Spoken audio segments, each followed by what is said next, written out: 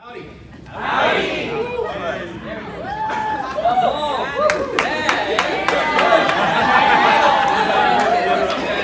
Yeah, I'm sorry, I just didn't feel very comfortable. So, good morning. It's great to be with y'all this morning. Appreciate you having us up. Cynthia and I had a great time yesterday being able to share on the book of Ephesians. So hopefully those of you who were able to make it were encouraged by that. We enjoyed it. So somebody at least had fun. So I feel like that's important. This morning, before we talk about 1 Kings 21, I looked around the room. I realized there were a lot of you who weren't able to make it yesterday. So I thought that I should introduce my family, just so that you know us. So I threw these slides in like 2 minutes ago. So maybe they'll work. So this is us. It's me, my wife Cynthia. Our oldest daughter Adelie is going to turn 18 in June. She's a senior in high school. And our youngest daughter Eliana is a freshman. So they both really wanted to come up this weekend, but one of them wasn't feeling well. And so the other one we had to kind of stay home, take care of her. And then we live right in the middle of Houston, in the city. So taking care of both of them, we have Mia. Yes, that's my 75-pound Doberman. So. Actually 80. She was a little bit beefy the last time I took her to the vet. So I got to talk to her about that and how I need to change that. But that's our family. And like I said, the girls wish they had been able to come, but they weren't able to. So, but we've had a great time. It's great to be able to be with everybody yesterday, talk about the book of Ephesians. It's great to see Marty and Diana. As Marty has mentioned, we've known them for a while. I was trying to figure it out yesterday. I think I've known Diana since she was 11.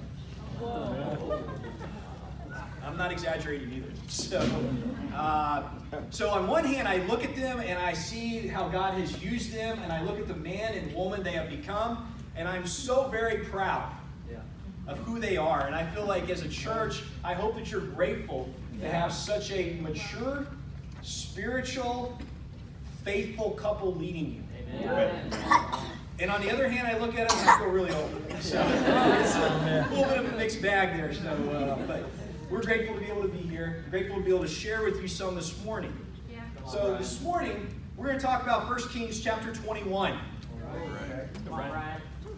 I had a lesson on Obadiah that I was all set to do, and I saw Tyler in Houston last week and was talking to him at church, and he said, we just... Bobby just did a lesson on Obadiah. I was like, oh, okay. So let me think. What can I do off the top of my head? I can either do Naboth's Vineyard or Samson. I've got one on both that I like, that I can pick one. And he goes, do the first one. Do the first one. And I was like, okay, cool. I'll do that. I'll do the one on Naboth's Vineyard. And so if this doesn't go well, it's totally Tyler's fault. I'm just going to put that out there because he's the one who picked this lesson. And so, yeah. He's right there in the half.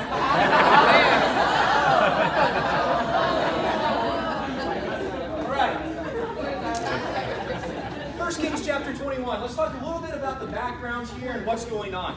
This is a teaching weekend, so I'm going to give you a little bit of an introduction to the book of Kings.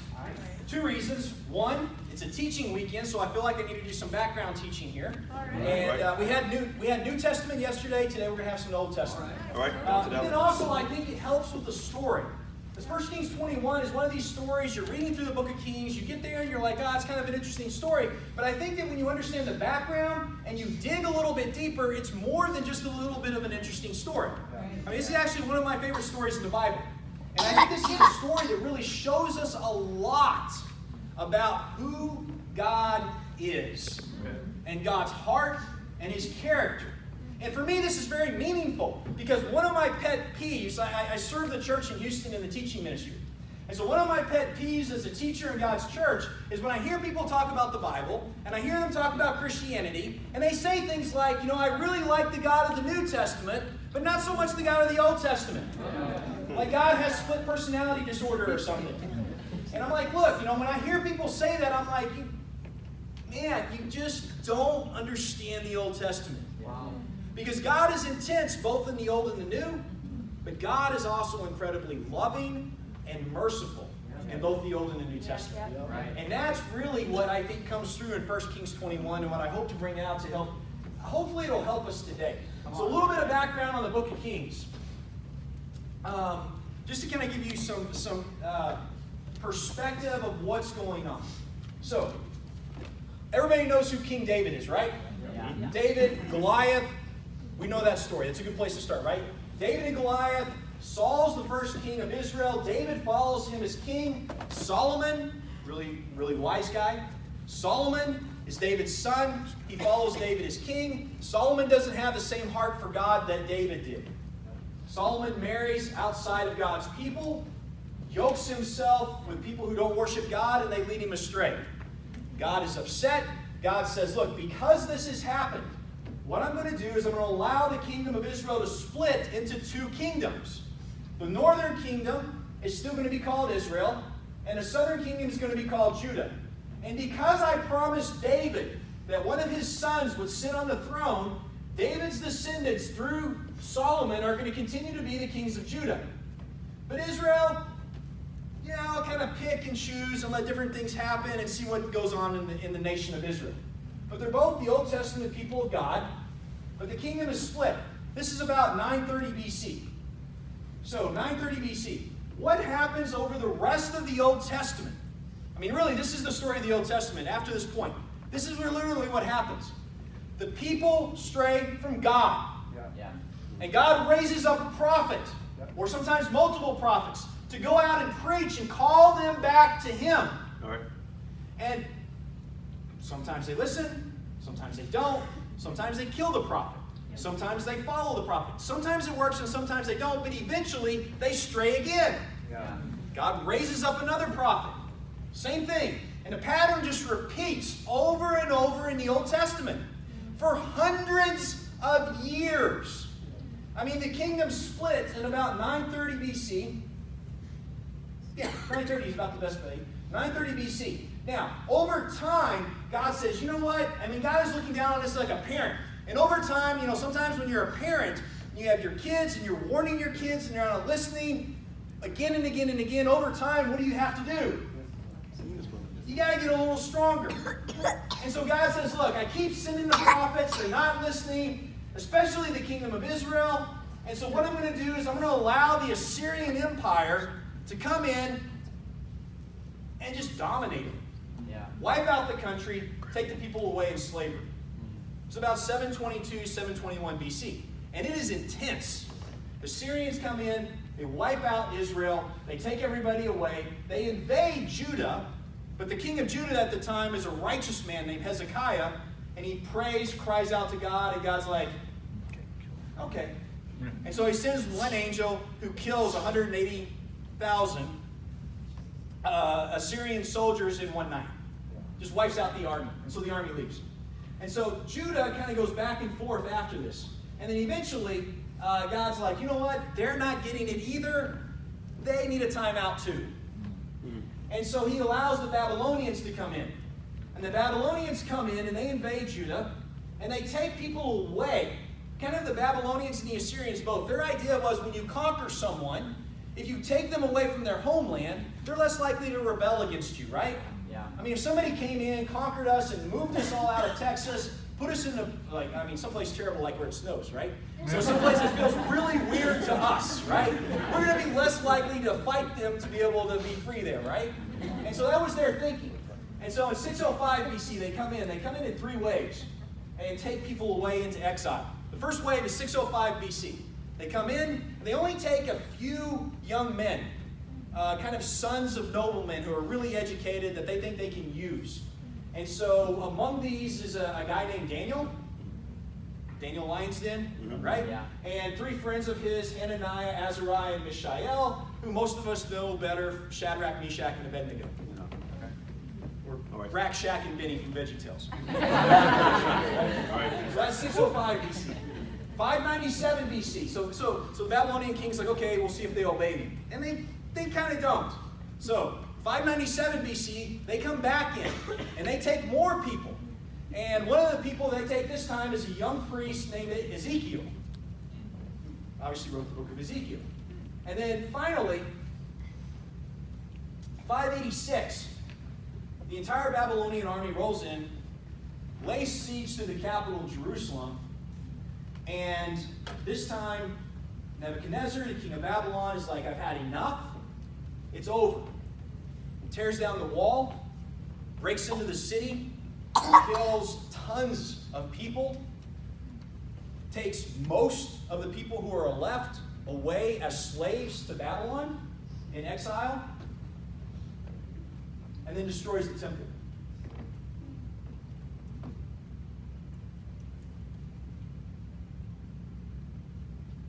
Jews are in Babylon for a total of about 70 years from the first deportation. And it's during that time that the book of Kings is written. Okay. Mm-hmm. The original audience of the book of Kings are these people. And if you think about who they were and the situation they were in historically, I think it helps us as we approach the book of Kings.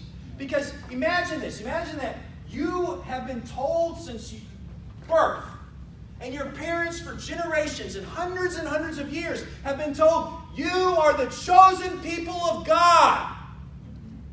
And this land is a sign of our covenant with God.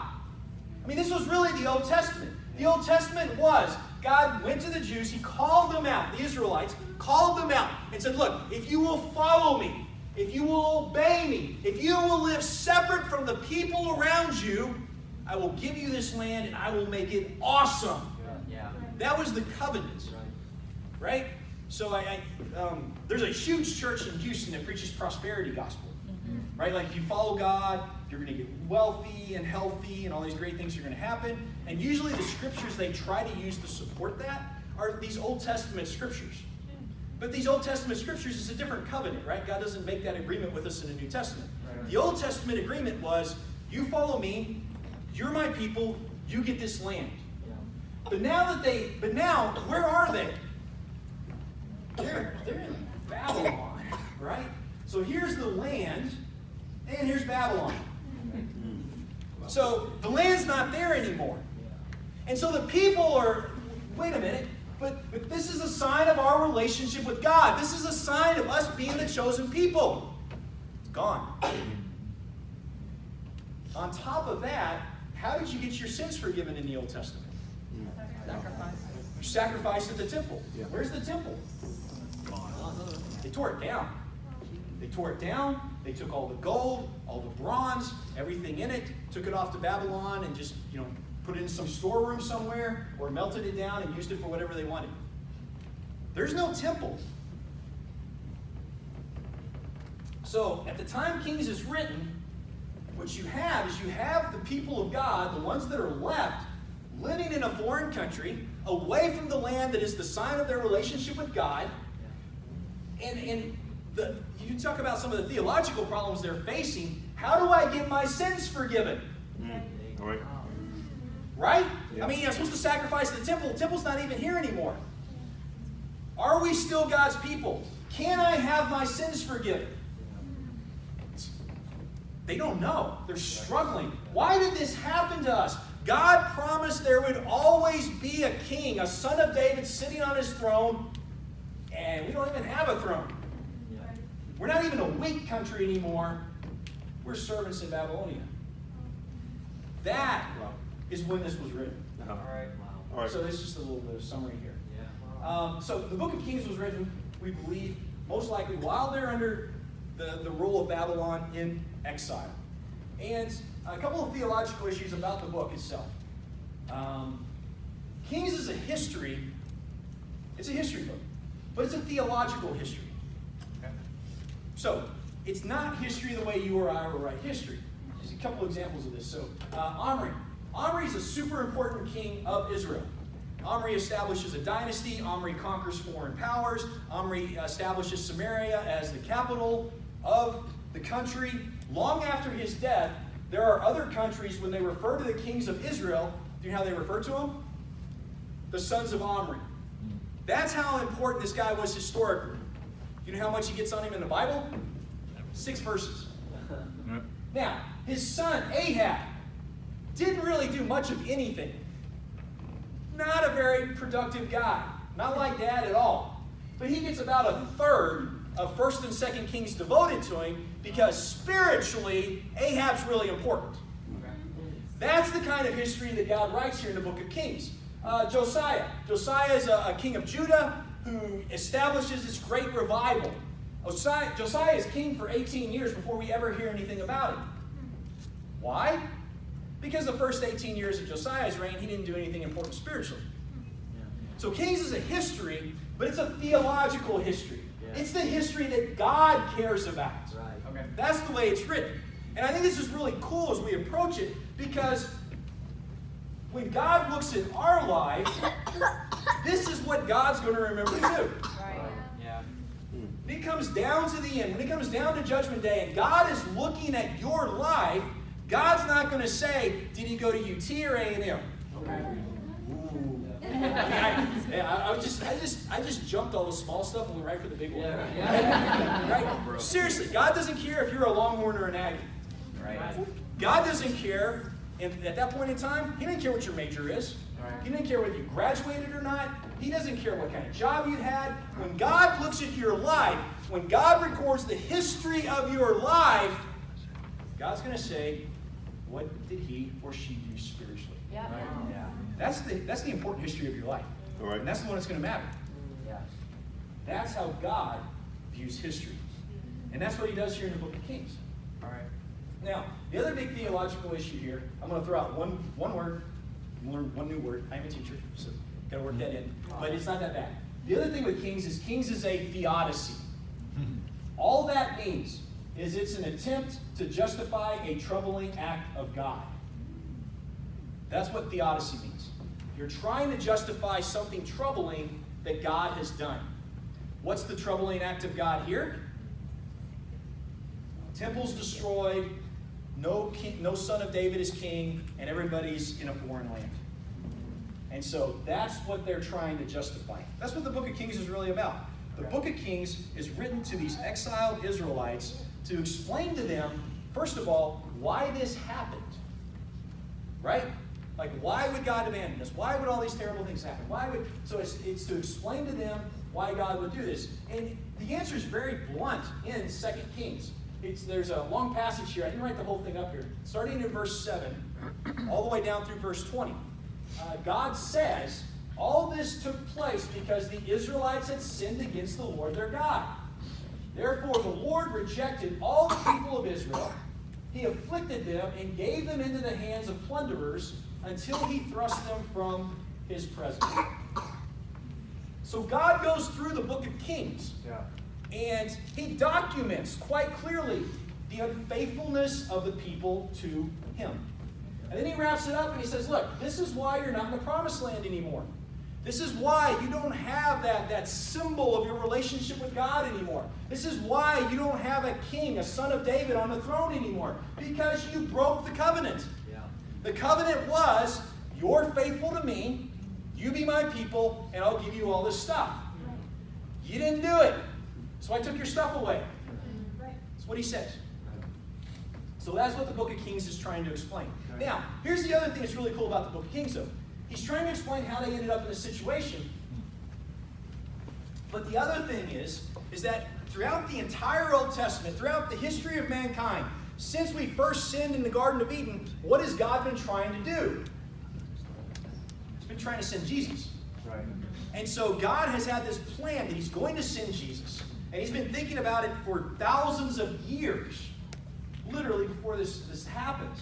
And so they're being punished, but God still wants to send Jesus. He still wants to get Christ to us through them. So the other thing you see in the book of Kings is, look, all this stuff is happening to you because you broke the agreement, but I'm still with you. Okay. Right. I still care, and I'm still well aware of what's going on, and things are going to work out. All right. It's really a cool book. This is actually one of my favorite books in the Bible. Yeah. I don't know if that's coming across or not, but Come on. so yeah. So now let's get into 1 Kings 21. All right, come on, Ryan. We're going to talk about Naboth's vineyard. Come on, man.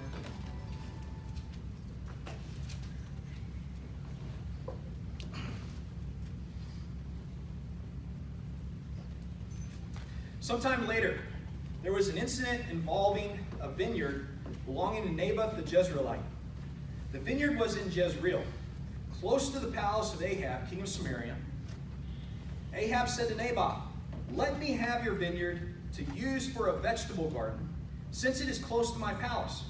In exchange, I will give you a better vineyard, or if you prefer, I will pay you whatever it is worth." Now, let me just give you a little bit of like kind of the immediate history of what's going on here. So, in chapter 16, Ahab becomes king of Israel. Israel's the northern kingdom. This is during the time of the northern kingdom, right? Ahab becomes king of the northern kingdom of Israel. And in 1 Kings 16, verse 30, the Bible says, Ahab, son of Omri, did more evil in the eyes of the Lord than any of those before him. Now, when the Bible says you are literally the worst person up to this point, it's pretty strong, right? And when you look at it, it's a summary at the beginning of Ahab's reign, but it really characterizes Ahab's reign. This is why 1/3 of 1 and 2 Kings, roughly, is devoted to Ahab. Spiritually, this guy is really important. So what does Ahab do? Well, Ahab marries a non-Israelite named Jezebel. That's the name you've heard, right? Even if you haven't heard Ahab, you've heard Jezebel, right? That's Ahab's wife.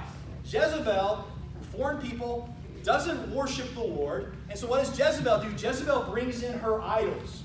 She's not happy with just worshiping them herself. She wants the Israelites to all accept the worship of Baal and Asherah. Okay. Those are her primary gods. That's what she wants everybody else doing. So Ahab, under the influence of his wife, sets up, this is basically the state religion. This is going to be the new religion of the government. They set up temples for Baal. They persecute the prophets of God. They actually hunt down and kill the prophets of God and those who would oppose them in setting up and in instituting all this Baal worship. And then that starts in chapter 16. Chapter 17, the very next thing you see is the introduction of the prophet Elijah. And Elijah's whole ministry is basically opposing Ahab and his first son after him. That's his whole ministry. His whole ministry is preaching to the Israelites, saying, look, these are not real gods. This is God. Yeah. These are just statues. They have no power. They have no authority. You are the people of the true God, and you need to get back to Him. Right. His whole ministry. Yeah. And you have this incredible story of Elijah and the prophets of Baal on top of Mount Carmel in chapter 18. The one where they all get together and Elijah says, okay, you call on your God to bring down fire from heaven. I'll call on mine, and we'll see what happens. And they spend all this time dancing and singing and cutting themselves, trying to get the attention of their God. And Elijah has his altar and the sacrifice doused with water, prays, and then fire comes down from heaven and torches the whole thing. It's awesome. Yeah, it's really cool. And that's my favorite painting of it, too, because it just looks cool, right? And it's like, that's like a bomb went off or something. It's just awesome, coming down from heaven. And then in chapter 19, Jezebel tries to kill Elijah. For obvious reasons, right? That's what's happened up to this point. And so you're in the middle of all this huge conflict between Ahab and Elijah and the prophets of Baal and the worship of Baal and the worship of God. And then you get to this story and it's like, Ahab wants some guy's vineyard. Yep. Okay. Picking it back up in verse 3, but Naboth replied, "The Lord forbid that I should give you the inheritance of my ancestors." So Ahab went home, sullen and angry, because Naboth the Jezreelite had said, "I will not give you the inheritance of my ancestors." He lay on his bed sulking and refused to eat. Yeah, the Bible doesn't paint him in the best of light. But it's because it was true. His wife Jezebel came in and asked him, "Why are you so sullen? Why won't you eat?" He answered her, "Because I said to Naboth the Jezreelite, 'Sell me your vineyard, or if you prefer, I will give you another vineyard in its place.' But he said, 'I will not give you my vineyard.' Jezebel, his wife, said, 'Is this how you act as king over Israel? Get up and eat. Cheer up. I'll give you the vineyard of Naboth the Jezreelite.'" Now, a couple of things to kind of point out here. You look at Ahab approaching Naboth and offering to purchase the vineyard from him. And what is Naboth's response? It's not just no, though. He says, no, I won't sell you what? The inheritance of my fathers. What does that mean? Well, remember the old covenant. What's the old covenant? You're faithful to me, and I'll give you what? Land. I'll give you this land and make it awesome. You look back in earlier parts of the Old Testament, Leviticus 25, verses 23 and 24. It talks about how not just the overall land being given to the Israelites as a sign of their relationship with God, but the individual land going to each person, each family. And so, when you go back, you look at like I said, Leviticus 25, verses 23 and 24. Deuteronomy 4, verse 38. Deuteronomy 12, verse 9. Deuteronomy 20, verse 16. The idea was, this is God's, it's not just God's covenant with the nation of Israel, it's God's covenant with your family. Right. And so, when Naboth refuses to sell the vineyard to Ahab, it's not just, no, I don't want to sell my stuff. He says, no, I can't part from the inheritance God has given me. Right. His refusal is actually spiritual. Right. He's like, no, you don't understand. This is my family's relationship with God. Yep. Right. This is our covenant with God. I can't sell that. That's his response to Ahab. Now, when Ahab goes back and he tells Jezebel, does any of this come out? None of it comes out because Ahab's an unspiritual guy. He doesn't know the scripture. He doesn't know the covenant. And it doesn't even register to him. He doesn't even understand that Naboth's refusal is because of Naboth's relationship with God. Ahab doesn't even get it. So what does he do? He goes home. He pouts. He whines. And his wife says, I'll get it for you. Now, Ahab doesn't ask any questions. He doesn't ask how. He doesn't ask why. He just, it's okay. It's not the main point of the passage, but this is something that comes up a couple of times in the book of Kings. But really, as a Christian, as a person of God, you want to be careful who you yoke yourself with. Amen. Right? You want a strong disciple. Yeah. Period. Yeah. A strong disciple. What does Ahab do? He goes and he takes somebody who worships his false gods, and she just runs the country down. Right. And he lets her. It influences him. Solomon, the same point is made about Solomon in the book of Kings too. Solomon's this great guy with all this amazing wisdom, and what does he do? He goes, marries a bunch of people who aren't following God. What does he end up doing? He ends up building temples to their gods. Right.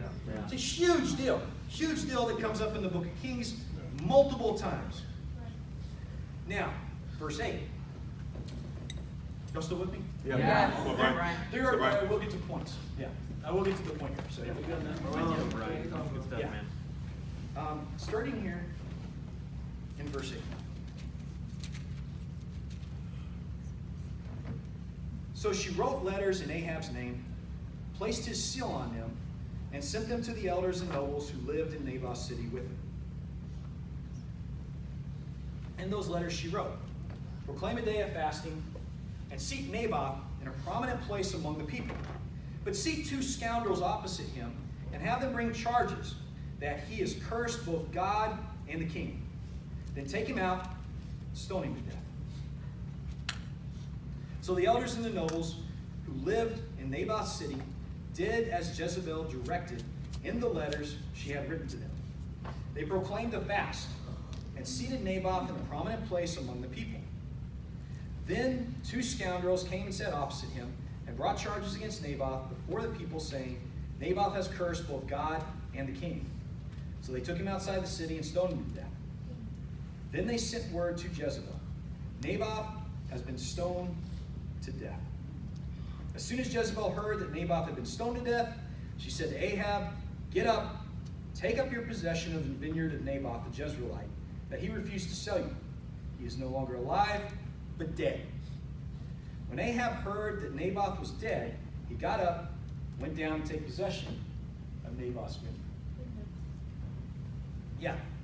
So, Naboth's punishment for refusing to depart from the sign of his relationship with God, he gets martyred. Jezebel has him killed.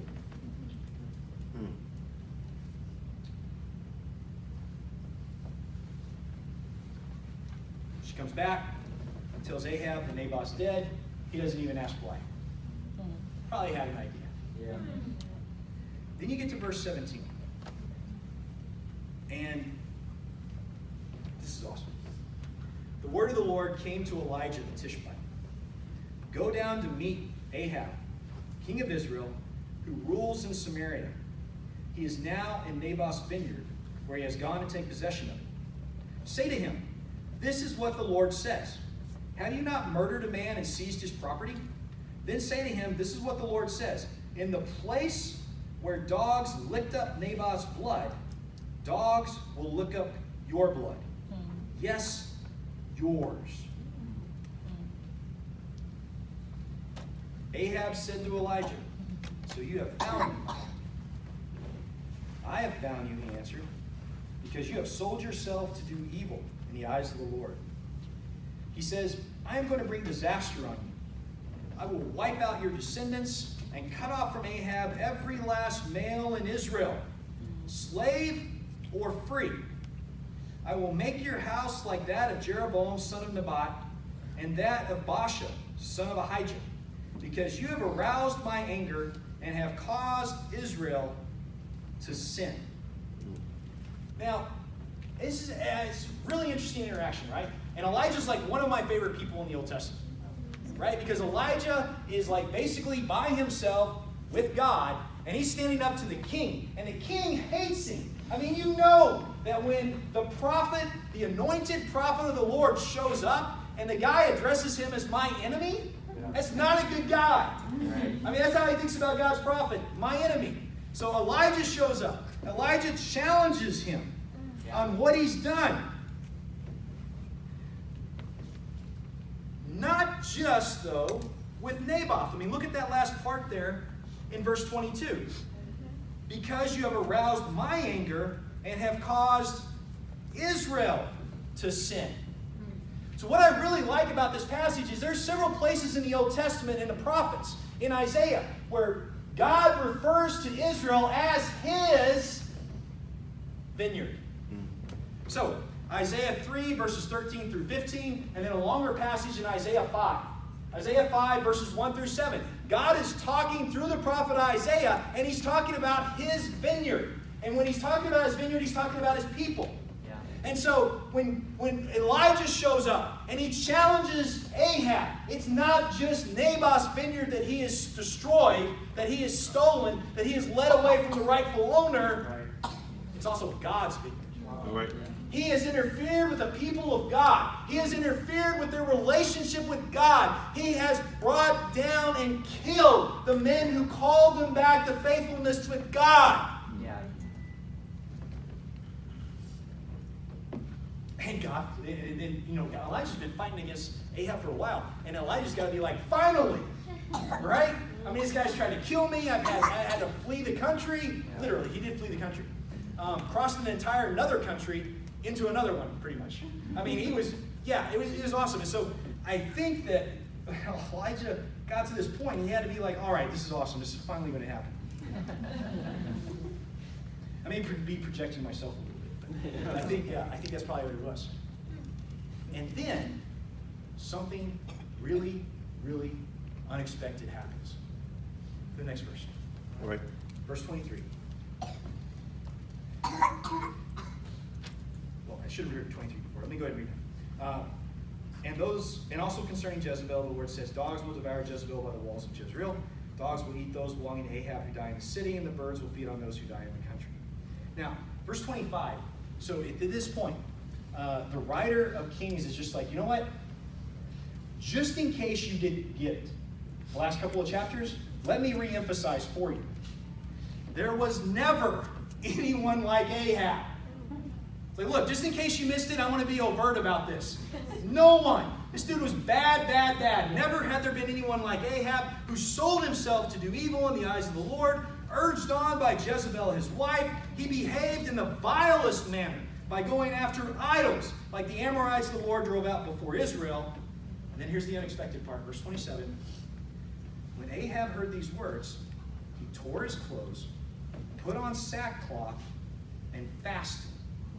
He lay in sackcloth and went around meekly.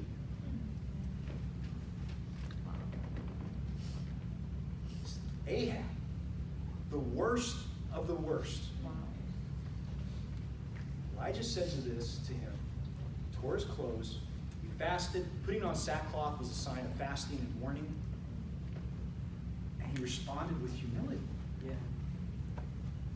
Literally, the only other person in the entire book of Kings, 1st and 2nd Kings, who shows this kind of brokenness is Josiah. And if you don't know the story of Josiah, there's a reason there's so many little boys in our church named Josiah. Oh, yeah. It's well earned, right? The guy deserves to have a lot of little kids named after him. Him and Ahab.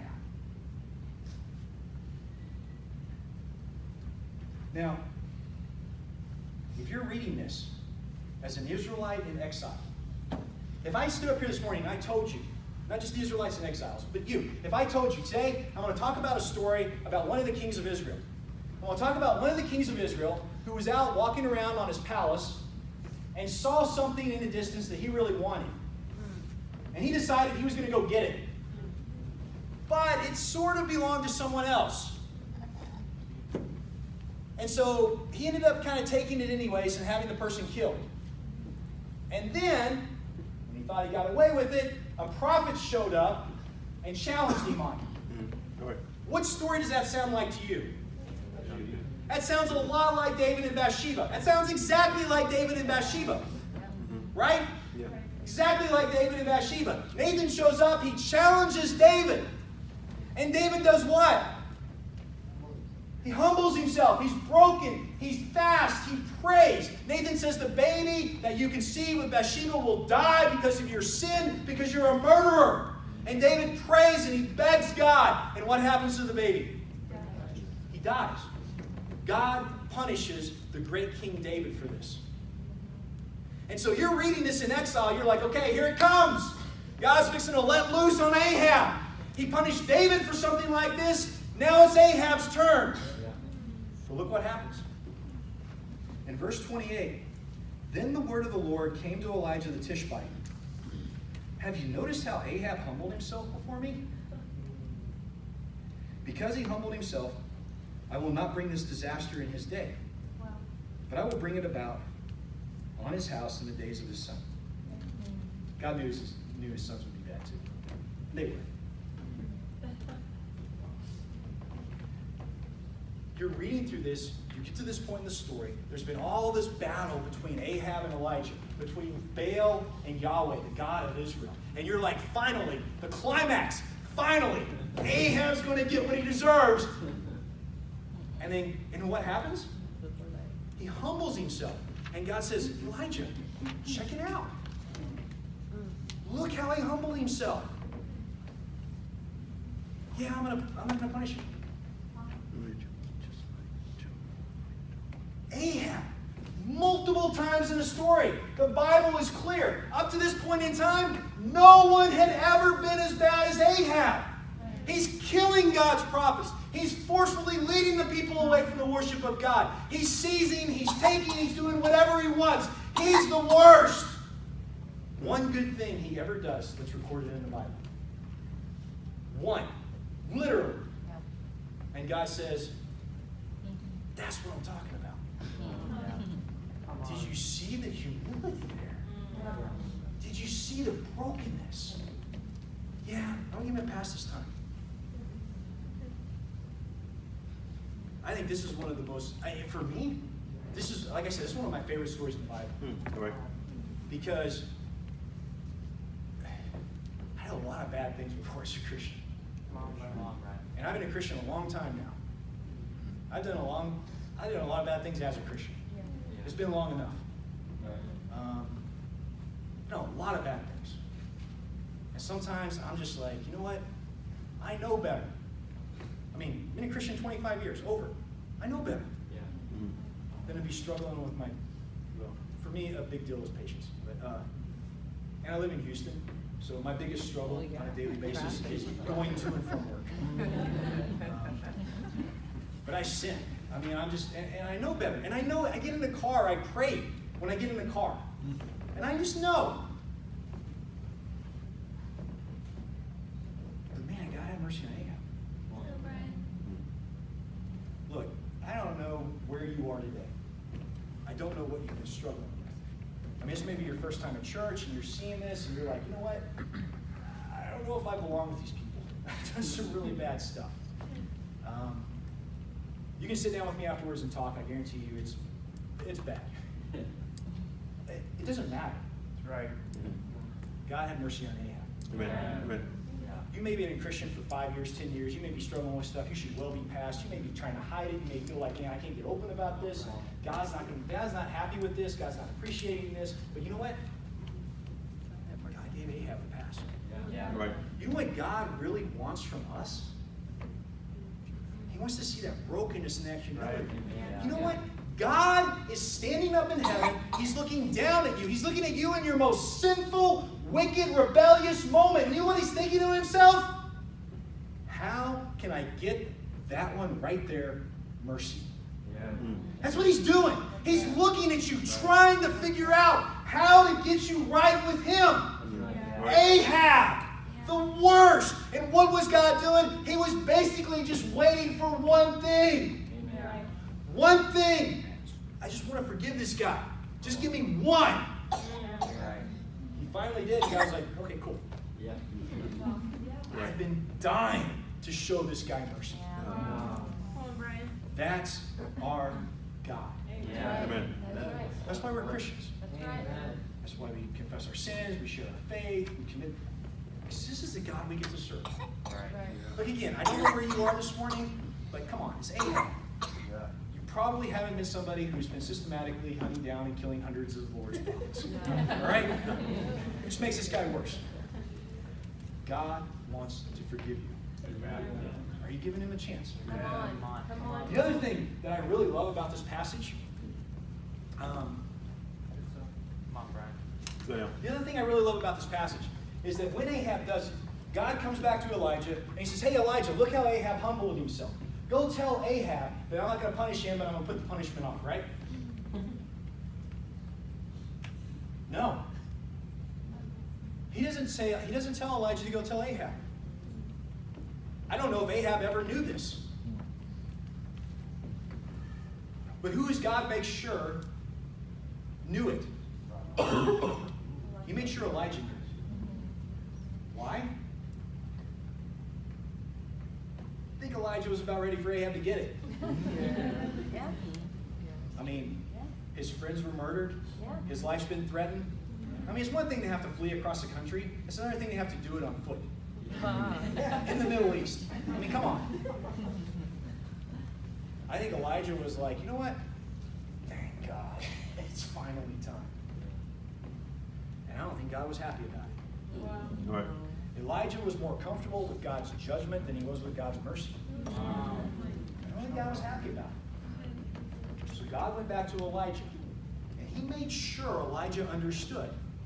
It's not like God didn't realize what Ahab was. And Elijah knew that. But God made sure that Elijah understood that it just took one decent act. One act of humility, and I'm showing this guy mercy. And you, Elijah, need to see this because this is who I am. Right. I'm not sitting up here waiting to strike down the wicked. I'm not sitting up here waiting for you as a Christian to step out of line so I can punish you. I'm waiting to show you mercy. I'm waiting to show everybody mercy. All right. That's who I am. Amen. Yeah. Amen. That's my heart. Yeah. And Elijah, you're going to follow me. Guess who you need to be? This is a great passage. Yep. Yeah. Yep. Our God is just waiting to show mercy Yeah. on us, on that person behind you in the bookstore, Yeah. on the person dressed in drag walking down the street yelling at you. God is just waiting. He is burning inside to show that person, to show you mercy. You go and do the same. Amen. Thanks for letting me be with you all this morning.